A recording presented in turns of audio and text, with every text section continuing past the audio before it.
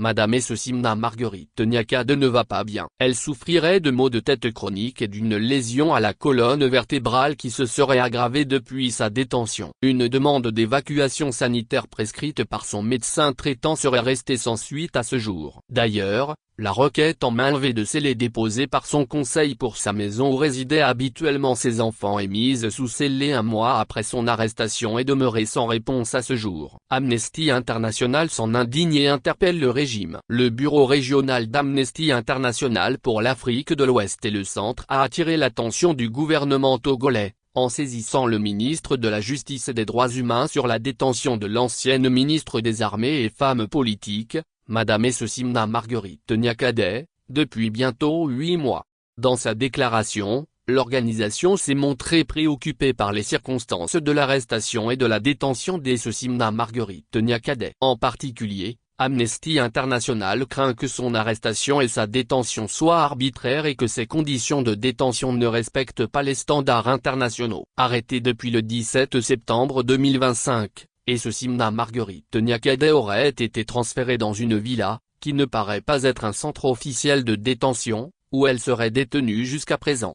Selon son avocat, elle serait enfermée dans une chambre, sans jamais avoir accès au plein air. Cependant, son conseil n'a jamais pu lui rendre visite dans la dite villa et s'entretient avec elle au palais de justice. Elle n'aurait pas accès à la lecture ou toute autre forme de distraction. Une Bible lui aurait été refusée. Ses visites seraient limitées à un membre de sa famille chaque 24 heures afin qu'elle puisse recevoir de la nourriture, la contraignant à manger des repas froids.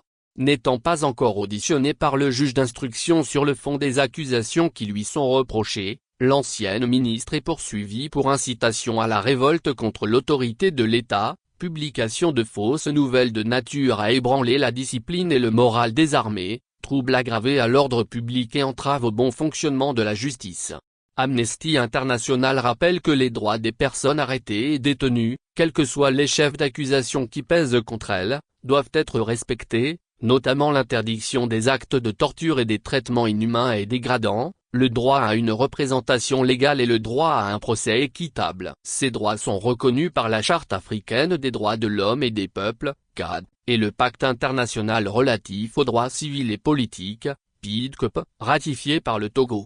L'ONG internationale de défense des droits de l'homme demande la libération immédiate et sans condition de Madame Niakhaday ainsi que l'ouverture d'une enquête sur la légalité de la mise sous scellé de son domicile.